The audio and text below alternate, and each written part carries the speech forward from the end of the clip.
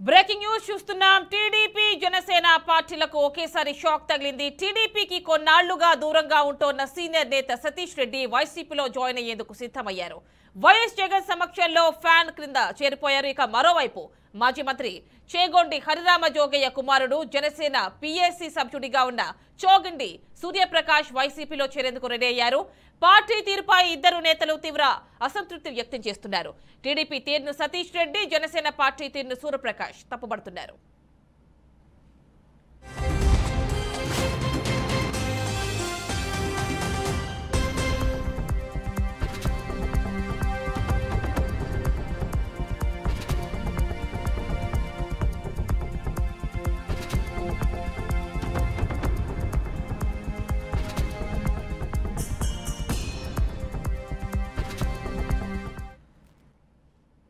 ఈ అంశానికి సంబంధించి ఫుల్ డీటెయిల్స్ మా కరెస్పాండెంట్ విజయవాడ నుంచి శ్రీనివాస్ అందిస్తారు.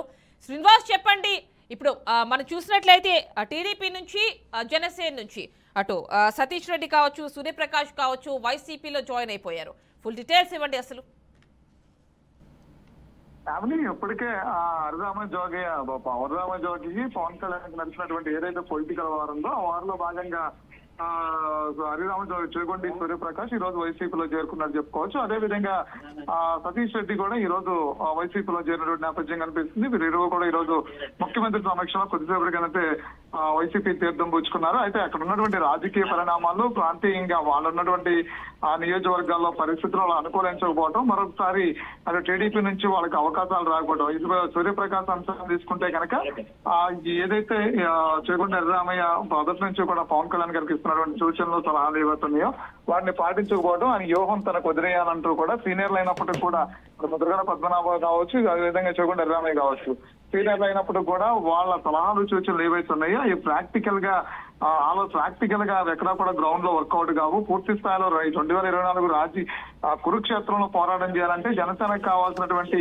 ఆధిపత్యాన్ని కనుక అసెంబ్లీలో చూపించుకోవాలంటే కనుక తనకి వ్యూహం అంటూ ఒకటి ఉంది. వ్యూహం ప్రకారమే ముందుకెళ్తానని చెప్పడం జరిగింది. అయితే హరిరామ జోగి ఇచ్చినటువంటి సలహాలు సూచనలన్నీ కూడా అటు పవర్ షేరింగ్ అంశం కావచ్చు, అదే విధంగా ఆయనకి ఏదైతే పొలిటికల్ గా ఆయనకున్నటువంటి స్ట్రాటజీ ఏదైతే ఉందో అది పవన్ కళ్యాణ్ కి ఆపాదించే ప్రయత్నం చేశారు. దాన్ని పవన్ కళ్యాణ్ ఎక్కడా కూడా తీసుకుపోవడం కూడా మనస్తాపానికి గురైనటువంటి పీఏసీ సభ్యులుగా ఉన్నటువంటి సూర్యప్రకాష్ కూడా వైసీపీ తీర్థం పుచ్చుకోవడం జరిగింది. అయితే ఈ రెండు అంశాలను కూడా పవన్ కళ్యాణ్ నోటీస్ లో గతంలో ఉన్నప్పుడు కూడా ఏదైనా 2024 ఎన్నికలు దగ్గర పడే కొద్దీ కూడా ఇలాంటి మార్పులు చేర్పులు అనేవి, అంటే పార్టీలు మారటాలు అనేది సర్వసాధారణ అవుతున్న నేపథ్యంలో కూడా ఇది పవన్ కళ్యాణ్ సూర్యప్రకాష్ చేరికని అలాగే చూస్తున్నారని చెప్పుకోవచ్చు. మరో పక్క నుంచి సతీష్ సుడివేందల నుంచి ఏదైతే కడప నుంచి సతీష్ రెడ్డి వచ్చి వైసీపీలో చేరుతున్నాడో అదే అంశం టీడీపీ అధిష్టానం కూడా అలాగే పరిశీలిస్తుందని చెప్పుకోవచ్చు.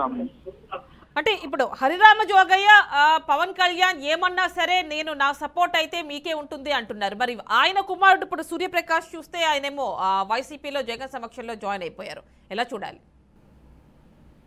అంటే హరిరామ జోగయ్య ఆయన పూర్తిగా గత 2 రోజుల కింద నిర్వహించినటువంటి తాడేపల్లిగూడెం నిర్వహించినటువంటి జెండా సభ ఏదైతే ఉందో ఆ సభ రోజున కూడా హరిరామ జోగయ్య తన వ్యక్తిగత ఆలోచిస్తున్నటువంటి అంశాన్ని ఇటు పవన్ కళ్యాణ్ నోటీసు తీసుకొచ్చేటువంటి ప్రయత్నం చేశారు. గతం నుంచి కూడా ఆయన లేఖలు రాస్తూ ఉన్నారు.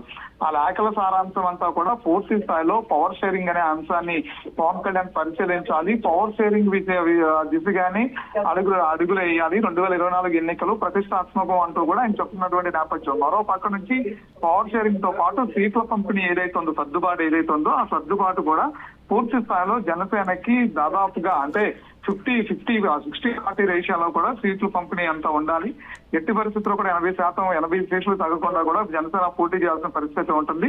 అందులోంచి 60 మంది ఎమ్మెల్యేలు జనసేన నుంచి అసెంబ్లీలో అడుగుపెట్టాలి. అప్పుడే మనం పవర్ షేరింగ్ అడుగుతాము. రాజ్యాధికారం అనేది మనకి హక్కుగా మనం రాజ్యాధికారం అనే దానికి మనం ఒక హక్కుగా భావించి మనం ముందుకెళ్ళాలి. ఇప్పటి వరకు కూడా కాపుల్లో నుంచి సరైనటువంటి నాయకత్వాన్ని ముందుకు నడిపించినటువంటి నాయకులు వచ్చి వెళ్ళిపోయారు.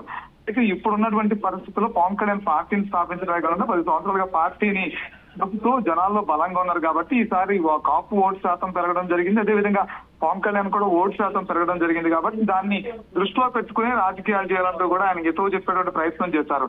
సో దాన్ని వ్యతిరేకించారు పవన్ కళ్యాణ్. ఆ వ్యతిరేకించిన నేపథ్యంలోనే హర్రామ జోగయ్య మనస్తాపానికి గురయ్యారు. ఆ అంశాన్ని సూర్యప్రకాష్ ఎవరైతే పిఐసి అధ్యక్షుడు ఉన్నారో హర్రామ జోగయ్యకి సలహాలని పవన్ కళ్యాణ్ పాటించలేదని చెప్పనే మనస్తాపంతోనే ప్రకాష్ వైసీపీ తీర్థం పుచ్చుకుంటున్నారని తెలిసింది. మరో పక్క నుంచి దీన్ని బొజ్జగించే విధంగా హర్రామ జోగయ్య కూడా నా ప్రయాణం పవన్ కళ్యాణ్ తో ఉంటుందని చెప్పని చెప్తూ ఉన్నారు. అయితే కాపులందరూ కూడా రేపు హర్రామ జోగయ్య లాంటి సీనియర్ నేత కూడా కాపులకు మద్దతుగా నిలబడాల్సిన సందర్భంలో, పవన్ కళ్యాణ్ మద్దతుగా నిలబడాల్సిన సందర్భంలో మరొకసారి వైసీపీ గూటికి చేరడం అనే దాన్ని వ్యతిరేకిస్తారనే నేపథ్యంలోనే ఈయన మరొకసారి పవన్ కళ్యాణ్ బొజ్జగించని మాట్లాడుతున్నారంటూ కూడా రాజకీయ వర్గాల్లో చర్చ మొదలైంది. ఆమె అంటే శ్రీనివాస్, అంటే ఇది టీడీపీ జనసేన ఫస్ట్ లిస్ట్ తర్వాత ఎలాంటి పరిణామాలన్నీ చోటు చేసుకుంటున్నాయి? మరి నెక్స్ట్ ఎవరుండే ఛాన్స్ ఉంది?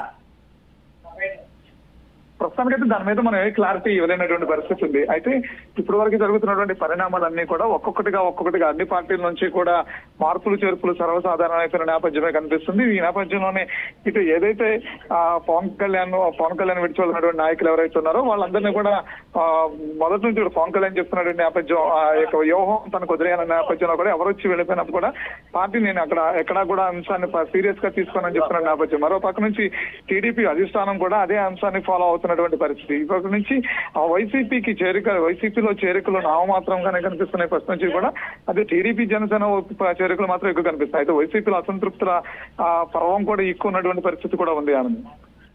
Right Srinivas, thank you. ఇక ఈ అంశానికి సంబంధించి మరిన్ని డీటెయిల్స్ అమరావతి నుంచి మా బ్యూరో చీఫ్ ఏడుకొండలు అందిస్తారు. ఏడుకొండలు చెప్పండి, అంటే ఈ ఫస్ట్ లిస్ట్ ఎప్పుడైతే వచ్చిందో జనసేన టీడీపీ ఫస్ట్ లిస్ట్ తర్వాతే ఈ పరిణామాలన్నీ చోటు చేసుకుంటున్నాయి. మరి ఈ నేపథ్యంలో ఇప్పుడు మనం చూసుకున్నట్లయితే టీడీపీ నుంచి సతీష్ రెడ్డి కావచ్చు, అదేవిధంగా సూర్యప్రకాష్ కావచ్చు, వీళ్ళిద్దరూ కూడా వైసీపీలో జాయిన్ అయిపోయారు. మరి ఎలా చూడాలి? అంటే ఈ వలసల పర్వం అనేది ఇంకా కొనసాగుతుంది అనుకోవచ్చా?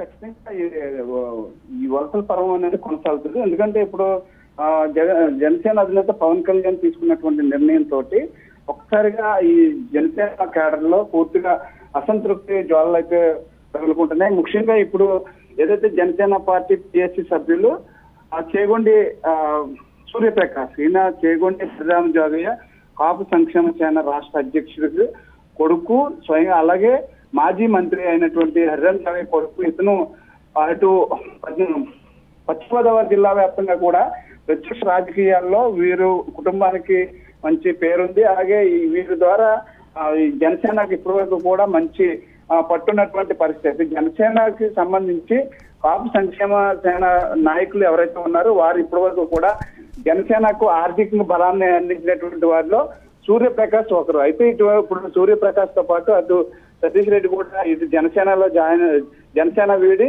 వైసీపీలో జాయిన్ అవుతున్నారు. కొద్దిసేపటి క్రితమే అటు సీఎంఓ కార్యాలయం చేరుకున్నారు. సీఎంని కలిసిన తర్వాత ఈరోజు ఏదైతే జగన్మోహన్ రెడ్డి సమక్షంలో పార్టీలో చేరుతున్న నేపథ్యంలో ప్రస్తుతానికి ఇప్పుడు ఏదైతే హర్రామ జోగయ్య కొడుకు సూర్యప్రకాష్ జనసేన వీడి వైసీపీకి చేరుతానగానే ఇప్పుడు కాపుల్లో ఇదంతా ఇప్పుడు చర్చ మొదలైంది. ఖచ్చితంగా సూర్యప్రకాష్ వెంట చాలా మంది కాపు నేతలు అయితే నడిచేటువంటి అవకాశం ఉంది. ఖచ్చితంగా ఇది జనసేనకు భారీ షాక్ అని చెప్పుకోవచ్చు.